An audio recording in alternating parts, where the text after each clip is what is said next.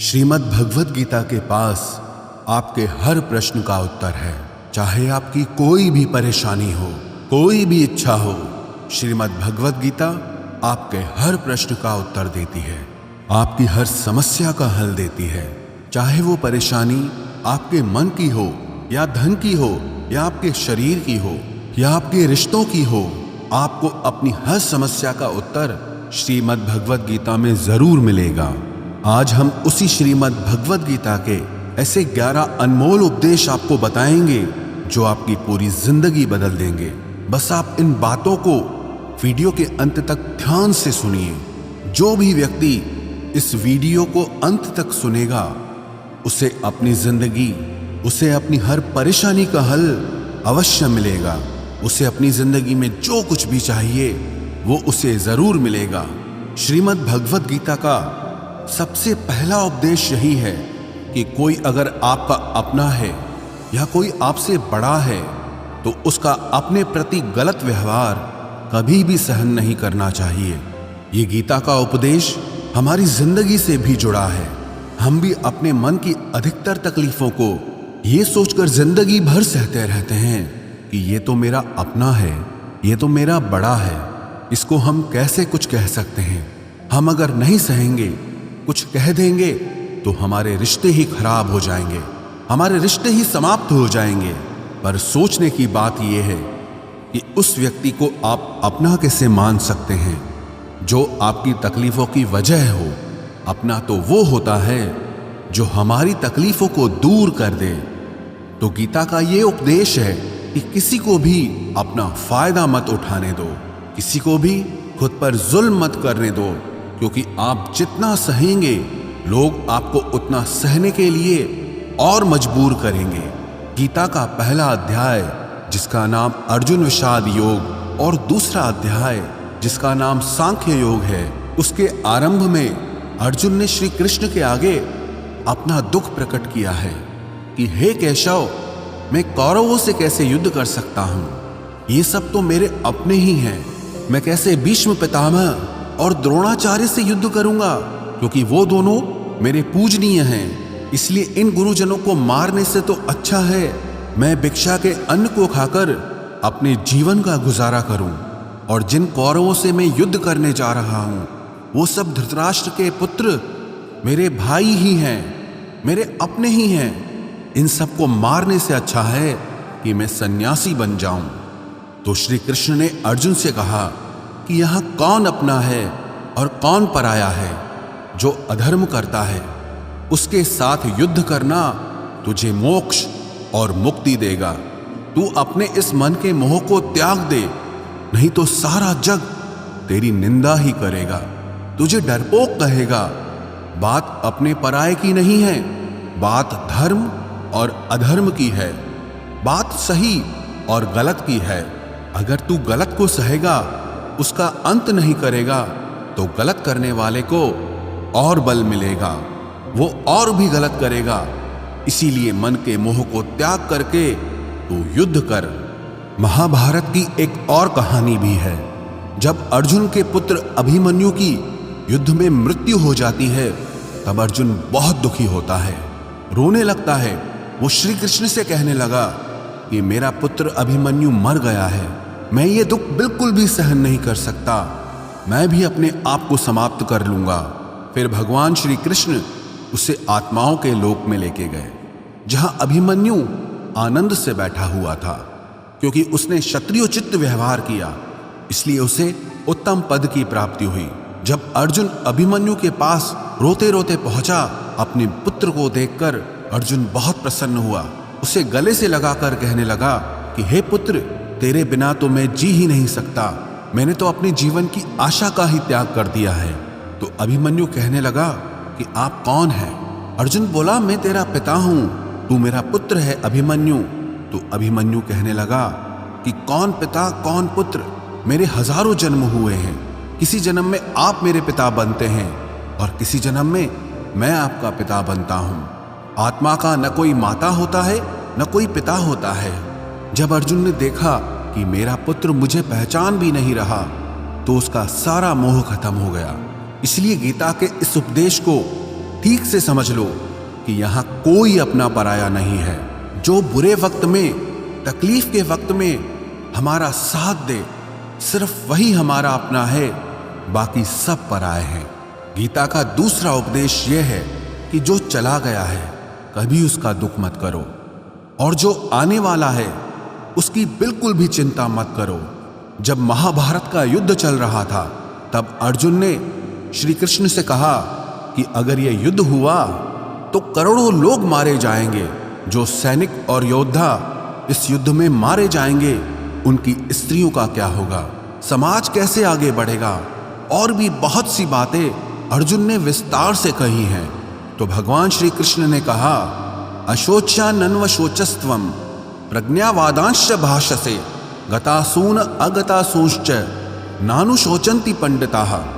श्री कृष्ण बोले, हे अर्जुन, तू बड़ी बड़ी ज्ञानियों जैसी बातें करता है, लेकिन जो सच में ज्ञानी होता है, वो जो लोग मर चुके हैं, जा चुके हैं या एक दिन जाने वाले हैं, उनकी चिंता नहीं करता है, उनका दुख नहीं करता है। तेरे हाथ में कुछ भी नहीं है, तू चाहकर भी कुछ कंट्रोल नहीं कर सकता। जीवन और मरण ये तो प्रकृति की नियति है। इसीलिए जो ज्ञानी होता है वो किसी के मरने पर भी रोता नहीं है। ज्ञानी जन ना ही बीते हुए कल का शोक करते हैं और ना ही आने वाले कल की चिंता करते हैं। इसीलिए जो होने वाला है वो होकर ही रहता है, और जो नहीं होने वाला है वो कभी नहीं होगा। ऐसा निश्चय जिसको समझ में आ जाता है, जिसकी बुद्धि में आ जाता है, उसे कभी कोई चिंता नहीं सताती, कोई दुख नहीं सताता। हमारे सारे दुखों का कारण ही यही है। या तो हम जो वक्त गुजर चुका है उसे सोच सोचकर परेशान होते रहते हैं, या भविष्य की चिंता कर करके खुद को बीमार कर देते हैं, नष्ट कर देते हैं। गीता का ज्ञान हमें यही सिखाता है कि ना तो हम बीता हुआ कल बदल सकते हैं और ना ही आने वाले कल पर कंट्रोल कर सकते हैं। हमारे हाथ में सिर्फ वर्तमान है, सिर्फ आज का ही पल है। हमारा 98% तनाव और चिंताएं भूतकाल और भविष्यकाल के बारे में सोचते रहने से होता है। हम हमेशा उसी में ही जीते रहते हैं, मगर वर्तमान में कभी नहीं जीते, इस पल को कभी नहीं जीते। जब आप वर्तमान का पूरा आनंद लेना सीख जाओगे, तभी आपकी जिंदगी से तनाव कम होगा, चिंताएं खत्म होगी। वर्तमान में जीना एक बहुत बड़ी उपलब्धि है। हमारे हाथ में भी सिर्फ आज का ही पल है। हमें जो भी करना है आज ही करना है। कभी भी ये सोचकर समय को नष्ट नहीं करना चाहिए कि अभी मेरे पास बहुत समय बचा है। एक गुरुजी ने अपने एक शिष्य को पारस का पत्थर दिया। उनका वो शिष्य बहुत आलसी था, हर काम को कल पे टाल देता था। तो गुरुजी ने उससे कहा कि मैं तुझे ये पारस पत्थर दे रहा हूं। इस पारस पत्थर से जब तू लोहे को स्पर्श कराएगा तो वो लोहा स्वर्ण बन जाएगा, सोना बन जाएगा। और ये पारस पत्थर मैं तुझे 1 महीने के लिए दे रहा हूं। जब 1 महीना समाप्त हो जाएगा तब मैं तुझसे ये पत्थर वापस ले लूंगा। तब तक तू इस पत्थर को अपने पास ही रख। गुरुजी का वो शिष्य बाजार में लोहा खरीदने के लिए गया। जब बाजार में वो लोहा खरीदने पहुंचा तो उसे लोहे का वो रेट बहुत महंगा लगा। उसने कहा थोड़े दिन रुक के ले लूंगा, जब लोहे का रेट कम हो जाएगा। पर उसकी बुद्धि में ये बिल्कुल नहीं आया कि इस लोहे को मैं सोना बनाकर बहुत अधिक धन बना सकता हूं। लेकिन उसके मन की सुस्ती, उसके मन का आलस्य, उसकी वजह से उसने उस काम को कल पे टाल दिया। ऐसे ही करते करते पूरा महीना समाप्त हो गया। फिर गुरुजी उस शिष्य के पास आ पहुंचे कि बताओ तुमने कितना सोना बनाया। शिष्य बोला कि मैंने तो अभी सोना बनाना शुरू भी नहीं किया। तो गुरुजी ने कहा मुझे मेरा वो पारस पत्थर वापस चाहिए। शिष्य बोला कि नहीं, मुझे थोड़ा वक्त दीजिए, मैं थोड़ा सोना बनाना चाहता हूं। गुरुजी ने कहा कि ये पारस पत्थर पूरा 1 महीना तेरे पास था, पर तू कुछ नहीं कर पाया, लेकिन अब समय समाप्त हो चुका है। ऐसे ही ये हमारा जीवन है, हमारी जिंदगी है, और ये समय ही पारस पत्थर है।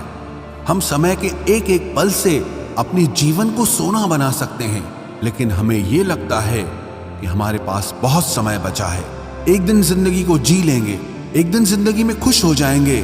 लेकिन वो दिन कभी नहीं आता और हम जिंदगी भर भागते रहते हैं, चिंता करते रहते हैं, दुखी होते रहते हैं, लेकिन जिंदगी को जीना, खुश रहना हम भूल जाते हैं। इसलिए गीता का ज्ञान हमें यह सिखाता है कि आप आज में जीना सीखो, इस पल में जीना सीखो। गीता का तीसरा उपदेश यह है कि मौत से डरना बिल्कुल व्यर्थ है।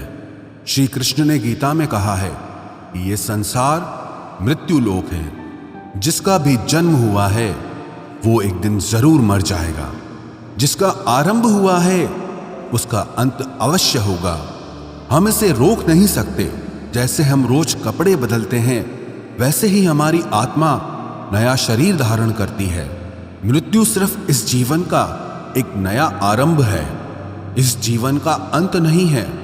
आत्मा कभी नहीं मर सकती और ना ही उसे कोई मार सकता है, लेकिन मौत का डर मनुष्य को सबसे ज्यादा लगा रहता है। मौत का दुख भी इंसान को सबसे ज्यादा होता है।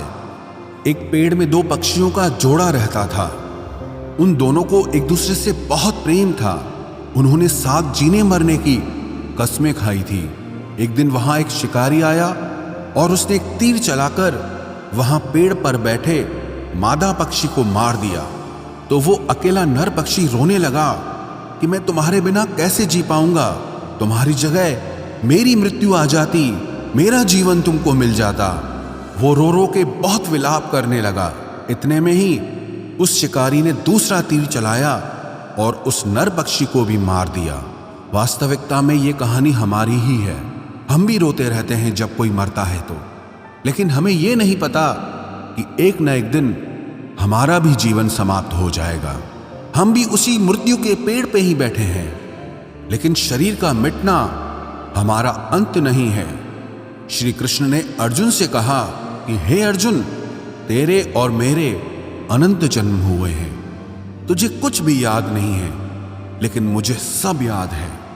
जो व्यक्ति इस सत्य को समझ ले कि मैं यहां इस संसार में कुछ समय के लिए आया हूं, उसकी जिंदगी के सारे झगड़े, सारे दुख, सारी चिंताएं ही समाप्त हो जाएंगी। जब इस संसार से जाना ही है तो दुख किस बात का। पहले के जमाने में साधु महात्मा लोग पैदल यात्रा करते थे। यात्रा करते करते वो एक नगर में पहुंचे। वो महात्मा बहुत थक चुके थे। उस नगर में उन्होंने एक महल देखा और उन्होंने उस महल में जाकर विश्राम करने का सोचा और वो महल में जाकर सो गए। जब उस महल में वहां का राजा पहुंचा तो अपने पलंग पर उस महात्मा को सोता देखकर बहुत हैरान हो गया। राजा उस महात्मा से पूछने लगा कि तुम मेरे महल में कैसे घुस आए और मेरे बिस्तर पर सो रहे हो। महात्मा कहने लगा, ये तुम्हारा महल है, मुझे तो लगा ये धर्मशाला है। तो राजा ने कहा, आपको मेरा महल धर्मशाला कैसे लगा? तो महात्मा ने राजा से प्रश्न किया कि तुमसे पहले इस महल में कौन रहता था? तो वो राजा बोला कि मुझसे पहले मेरे पिता यहाँ पर रहते थे और उससे पहले मेरे दादाजी यहाँ पर रहते थे। तो महात्मा ने फिर प्रश्न किया कि क्या तुम इस महल में हमेशा रहोगे या तुम्हारे बाद कोई और रहेगा? तो राजा कहने लगा कि मेरे बाद मेरा पुत्र इस महल में रहेगा। तो महात्मा राजा से कहने लगे कि जिस जगह पर रहने वाले बार बार बदल जाते हों उसे घर कैसे कह सकते हो? वो तो धर्मशाला ही है। इसीलिए तेरे महल को धर्मशाला समझकर मैं इसमें रात बिताने के लिए आ गया। धर्मशाला जान जग को, जीव सब मेहमान है, मोह किससे मत करो, सब स्वप्न का सामान है। यदि हम भी इस बात को समझ लें कि हम यहाँ कुछ समय के लिए आए हैं, आनंद करने के लिए आए हैं, खुश रहने के लिए आए हैं, तो हमारे सारे दुख ही समाप्त हो जाएं। जब हम अपना मोह यहाँ जमा लेते हैं, अपना दावा यहाँ जमा लेते हैं कि ये मेरा है, इसे मैं छोड़ नहीं सकता, इसके बिना मैं जी नहीं सकता, तो हमारा जीवन दुखों से भर जाता है। इसलिए जीवन में मृत्यु का भय त्याग करके जीवन का प्रतिपल आनंद लेना चाहिए। गीता का चौथा उपदेश, मन और विचारों को कंट्रोल किए बिना जीवन में कभी शांति और सुकून मिलने वाला ही नहीं है। अर्जुन ने श्री कृष्ण से कहा कि मेरा मन सही गलत सब कुछ जानता है, फिर भी मेरे विचार और मेरा मन मुझसे कंट्रोल नहीं होता। मैं जो करना चाहता हूं वो कर नहीं पाता हूं, और जो नहीं करना चाहता हूं वो मेरा मन मुझसे जबरदस्ती करवाता है। इसीलिए मैं बेचैन हो गया हूं, मुझे शांति प्राप्त नहीं हो रही। तो श्री कृष्ण ने अर्जुन से कहा, उसके लिए तुझे अपने मन और विचारों से डिटैच होकर अपने मन और विचारों को सही दिशा में ले जाने की प्रैक्टिस करनी होगी, अभ्यास करना होगा। और ये एक दिन का काम नहीं है। जब तक तू अपने मन और विचारों की गुलामी का त्याग नहीं करता, तब तक तुझे जीवन में कभी शांति नहीं मिलेगी। एक राजा था, वो बहुत बेचैन और परेशान रहता था।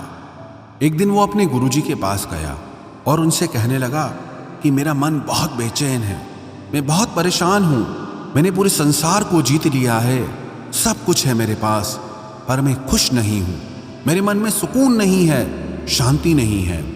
तो गुरुजी ने राजा से कहा कि तुम्हारे नगर में अगर कोई ऐसा व्यक्ति है जिसने सुकून को प्राप्त कर लिया है, शांति को प्राप्त कर लिया है, तुम उसका एक बार कुर्ता पहन लो तो तुम्हारे जीवन में भी शांति आ जाएगी।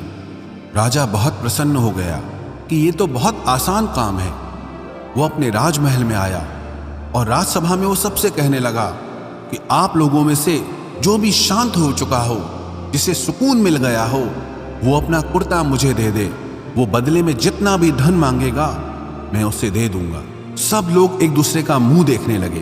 पैसों का लालच आया, लेकिन सबको एक दूसरे की सच्चाई पता थी, क्योंकि किसी की जिंदगी में भी शांति और सुकून नहीं था। सब अपना सर झुकाकर वहां पर खड़े हो गए। फिर उस राजा ने पूरे नगर में ढिंढोरा पिटा दिया कि जिसे भी शांति प्राप्त हो चुकी हो, सुकून प्राप्त हो चुका हो, वो मेरे पास आकर अपना कुर्ता दे दे। वो जितना कहेगा उससे उतना ही धन दिया जाएगा। लेकिन एक भी व्यक्ति ऐसा नहीं मिला जिसे शांति प्राप्त हो चुकी हो। वास्तविकता में जब कोई मरता है तब हम कहते हैं कि वो फलां व्यक्ति आज शांत हो गया। कभी किसी जिंदा इंसान के लिए नहीं सुना कि एक जीता जागता इंसान शांत हो गया है। राजा के सैनिक पूरे शहर में ढूंढते रहे, फिर उन्हें पेड़ के नीचे एक महात्मा तपस्या करता दिखा, जिसके चेहरे पे एक शांति थी, सुकून था।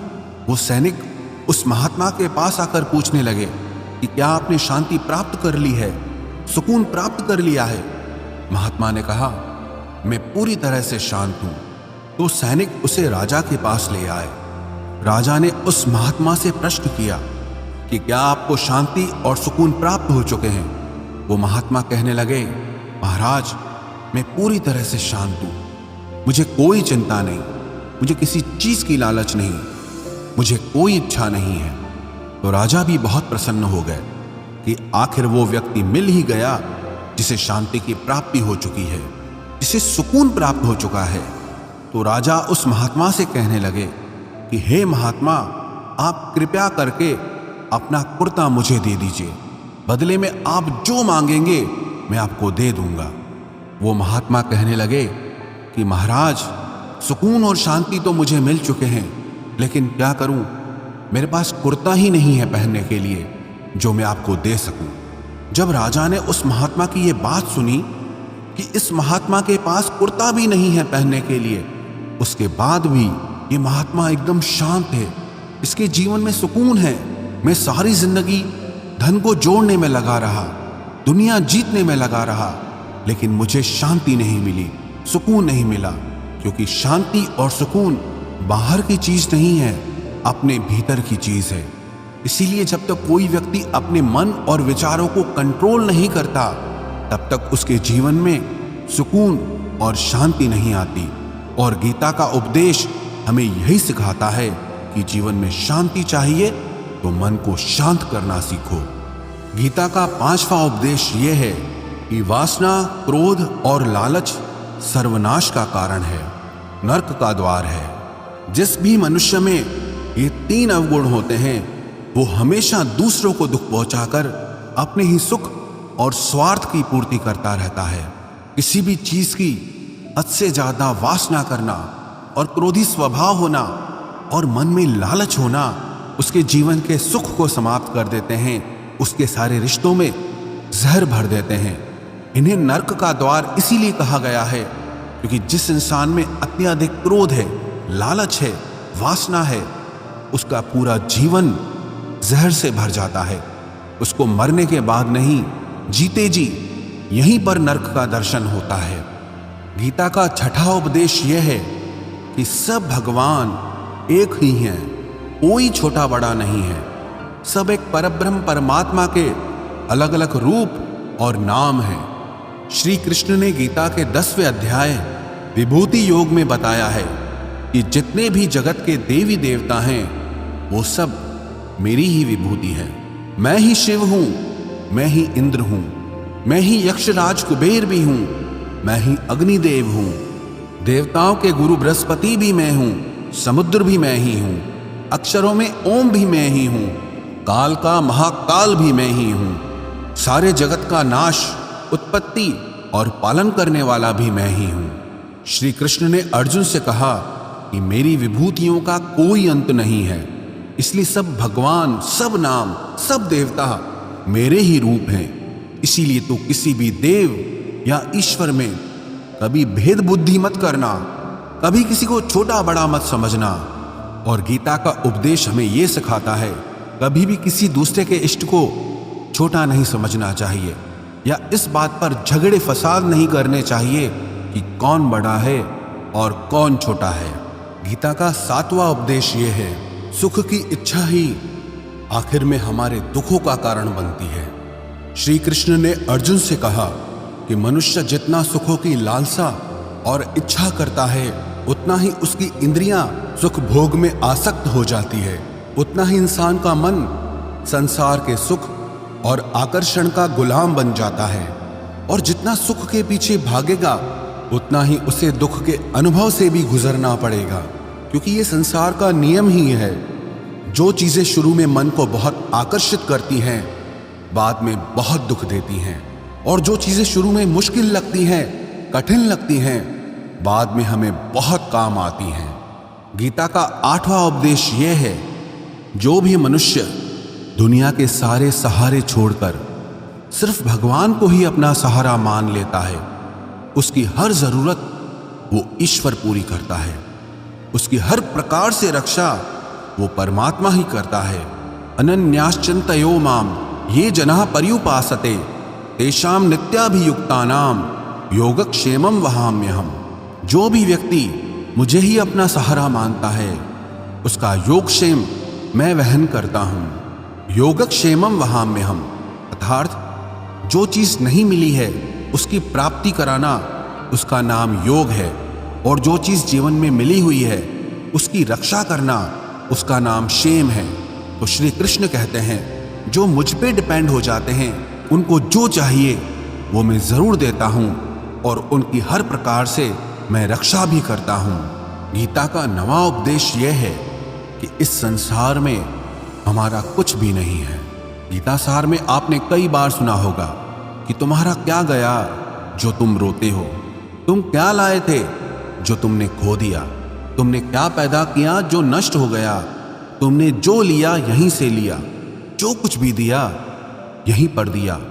जो आज तुम्हारा है कल किसी और का होगा, क्योंकि परिवर्तन इस संसार का नियम है। कल तक जिसके बिना आप जी नहीं सकते थे आज उनसे कोई रिश्ता ही नहीं है, बातचीत तक नहीं है। कहाँ गए वो जीवन भर के सारे रिश्ते, वो सारे मित्र जो साथ जीने मरने की बातें करते थे, आज पता भी नहीं कि वो लोग कहाँ चले गए। ये संसार परिवर्तनशील है, सब लोग यहाँ बदल जाते हैं, हर रिश्ता बदल जाता है, और तो और ये हमारा शरीर भी हर दिन बदल रहा है। बचपन से जवानी, जवानी से बुढ़ापा, और एक दिन ये शरीर हमारा साथ छोड़ देता है। तो किसके लिए रोना और किसकी चिंता करना। हम सारी जिंदगी चीजों को, रिश्तों को, जिंदगी को बनाने में, सजाने में, संवारने में लगे रहते हैं, लेकिन एक दिन सब कुछ बिखर जाता है। सारी जिंदगी जिस संपत्ति, जिन रिश्तों के लिए हम लड़ते रहते हैं, एक दिन सब कुछ छोड़ करके हमें इस दुनिया से जाना पड़ता है। गीता का 10वां उपदेश हमें ये सिखाता है कि किसी से भी हद से ज्यादा मोह कभी मत करना। श्री कृष्ण ने गीता का पूरा ज्ञान ही अर्जुन के मोह को नष्ट करने के लिए कहा है। ये मोह ही है जो इंसान को सबसे ज्यादा रुलाता है। मोह इतना बलवान है कि शेर जैसे इंसान को भी गीदड़ बना देता है। जो अर्जुन युद्ध में देवताओं से भी जीत गया, पर अपने रिश्तेदारों को युद्ध में देखकर उसका हाथ कांपने लगा। वो बोला, हे केशव, मेरे हाथ में धनुष पकड़ने की ताकत भी नहीं बची है, मेरे हाथ कांप रहे हैं, मैं युद्ध नहीं कर पाऊंगा। ये मोह इतना पेनफुल होता है जिसकी पीड़ा ना सह पाने के कारण कई लोग अपनी जिंदगी खत्म कर देते हैं, आत्महत्या तक कर लेते हैं कि उस व्यक्ति के बिना हम जी नहीं पाएंगे। जीवन में किसी से भी हद से ज्यादा मोह करोगे तो जीवन भर पीड़ा का ही सामना करना पड़ेगा। जो व्यक्ति अपने मोह से बाहर नहीं आता, उसका सब कुछ उससे छिन जाता है, उसकी सारी खुशी खत्म हो जाती है। इसीलिए गीता का ज्ञान बार बार यही सिखाता है कि अपने मन के मोह को त्याग करके आप बलवान बनो, बुद्धिमान बनो, सत्य के दर्शन करो कि वास्तविकता क्या है। क्योंकि हमारा मोह हमें हमेशा झूठ ही दिखाता है, झूठ पे ही विश्वास दिलाता है और दिल में झूठी उम्मीदें जगाता है। और ये ही हमारे दुखों का सबसे बड़ा कारण है। हम ही मोह कर लेते हैं, हम ही लोगों से उम्मीदें लगा बैठते हैं, पर वास्तविकता बिल्कुल अलग होती है। लोग वैसे नहीं होते जैसे हम मान लेते हैं, जैसा हम समझ लेते हैं, क्योंकि मोह के कारण हमें सच्चाई नहीं दिख पाती, लोगों का असली चेहरा नहीं दिख पाता। इसीलिए गीता का उपदेश हमें यह सिखाता है कि जीवन में अगर आनंद और प्रसन्नता से रहना है तो किसी में भी हद से ज्यादा मोह कभी मत करना। गीता का 11वां उपदेश ये है कि इस दुनिया में अगर आए हो तो दुख तो मिलेगा ही मिलेगा। दुख से कभी घबराना मत, दुख से कभी डरना मत। श्री कृष्ण ने गीता में कहा है कि ये संसार दुखालयम अशाश्वतम है, अर्थात ये संसार दुखों का घर है। जैसे औषधालय में औषधि मिलती है, पुस्तकालय में पुस्तकें मिलती है, चिकित्सालय में चिकित्सा होती है, वैसे इस संसार को भी श्री कृष्ण ने एक नाम दिया है, दुखालय, जहां पर दुख मिलता हो। दुख तो यहां हर किसी के जीवन में आता ही है, लेकिन अगर दुख आया है तो सुख भी आएगा। इसीलिए दुख से कभी डरना नहीं चाहिए, क्योंकि ये संसार दुखालय भी है और अशाश्वत भी है। अशाश्वत का मतलब ही यही होता है कि यहाँ परमानेंट कुछ भी नहीं है, यहाँ सब कुछ बदल जाता है। दुख सुख में बदल जाता है और सुख दुख में बदल जाता है। सम्मान अपमान में और अपमान सम्मान में बदल जाता है। खुशी दर्द में और दर्द खुशी में कभी भी बदल जाती है। जीत हार में और हार जीत में यहाँ कभी भी कुछ भी बदल सकता है। कुछ भी परमानेंट नहीं है, ना ही हम परमानेंट हैं, ना ही हमसे जुड़ी कोई चीज यहाँ पर परमानेंट है, क्योंकि ये संसार अशाश्वत है, शाश्वत नहीं है। यहाँ सब कुछ बदलने वाला है, यहाँ कुछ भी परमानेंट नहीं रहेगा। तो आपका दुख भी परमानेंट नहीं रहेगा, इसीलिए दुख से कभी भी डरना नहीं चाहिए। गीता का ये उपदेश हजारों साल पुराना है, लेकिन आज भी नए से नया है। पूरे विश्व में गीता को सबसे ज्यादा पढ़ा गया है और सबसे कम समझा गया है। श्रीमद् भगवद गीता के ये उपदेश अगर कोई व्यक्ति ठीक से समझ ले और उसे अपनी जिंदगी में उतार ले तो ये पक्की बात है, वो अपनी जिंदगी में जो चाहे वो हासिल कर सकता है। अपने जीवन की हर समस्या से वो एक पल में बाहर आ सकता है। श्रीमद् भगवद गीता के इस दिव्य उपदेश को हमें बार बार सुनना चाहिए, हर रोज सुनना चाहिए। जब भी जीवन में कोई चिंता या परेशानी आए तो एक बार इस उपदेश को जरूर सुन लेना और मन में ये विश्वास रखना कि गीता का ये उपदेश आपकी जिंदगी की हर परेशानी में आपको राह अवश्य दिखाएगा।